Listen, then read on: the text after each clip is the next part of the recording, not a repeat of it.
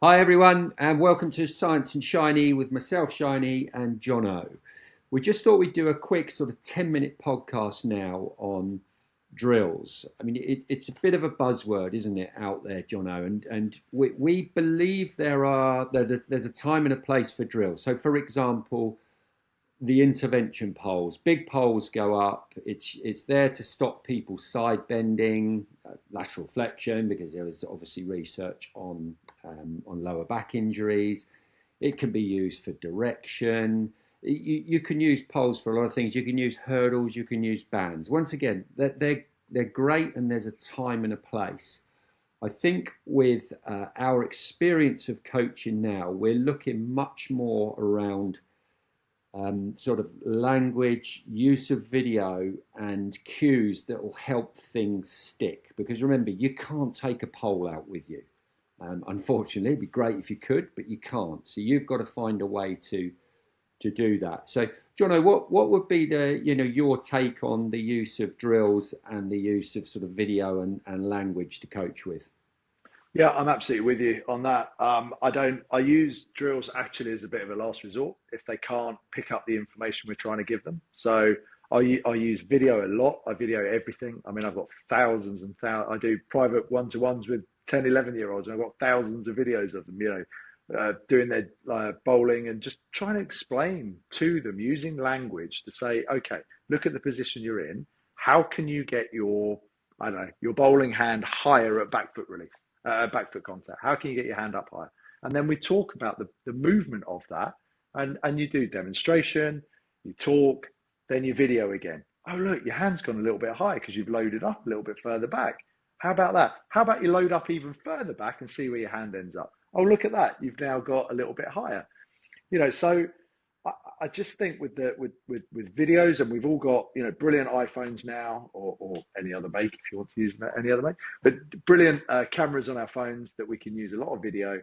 And as long as our language is good and we explain and we trust that people can pick up that information and use that information, and we've got video evidence for it.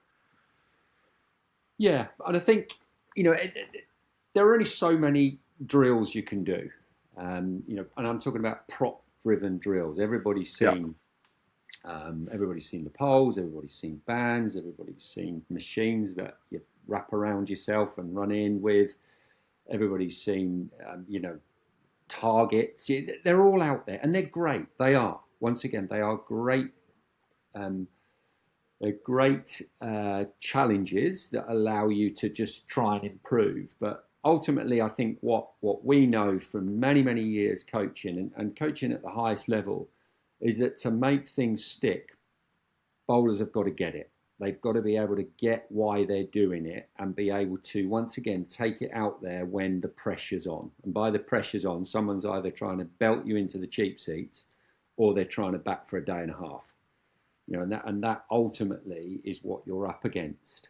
So, if you are doing a drill, and there would sometimes, so for example, if you have had a stress fracture or recurrence of a stress fracture and you need to be put into safe positions, yeah, it's a great starting place.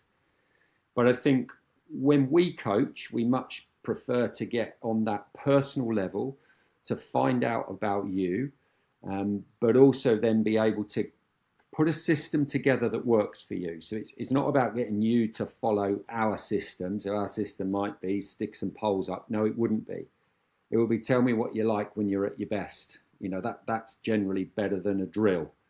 We'll then be able to get some ideas about, well, how can we make your form more repeatable? Because remember, cricket, or especially fast bowling, because it's a closed skill, you've either got your one day type skills, which is some stock balls followed by lots of variations, or your longer form, which is being able to just create pressure over a long period of time with skills.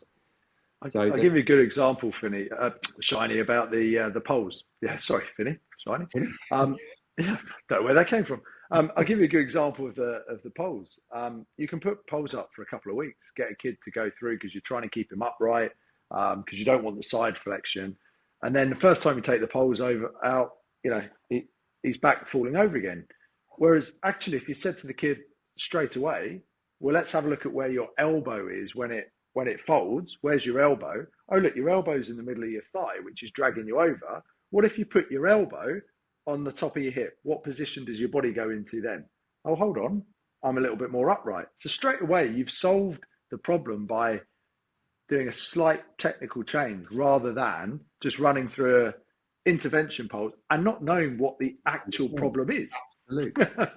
It's the why question, isn't it? So if you have coaches who do put poles in or give you a band or a hurdle, ask why. And then you've also got to ask, is that going to stick when I go into a game?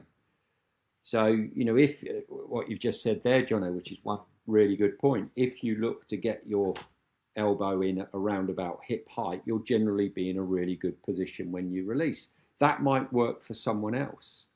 So, but someone else might actually need, well, just try and keep your back foot in contact with the ground for a little bit longer, because that will then hold you up a little bit. Once again, some people can feel that, some people can't, and this is where your experienced coaches will be able to talk you through some potential really, really good techniques that when you're out in the middle and the pressure's on, you're able to go, why am I ending up on the third pitch over to the left? Either my elbow, get a bit of contact in the ground, make sure my head position is good, post my back leg. We're talking about many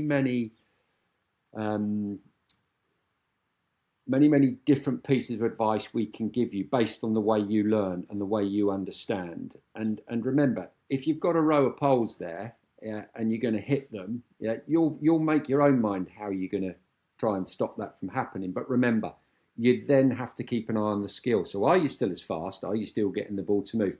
That's the bit that we'll hopefully be able to help you with as well. And that's why we go a lot less prop driven and a lot more into understanding your system. So if you're interested in working with us, whether that's through coaching, analysis, or the PaceFlow integration, head to the website. We'll put the link in the description, or feel free to reach out via our YouTube channel or socials. We'll also be continuing our shorter tech talk episodes, breaking down specific parts of fast bowling. Thanks for listening, and we'll see you on the next one.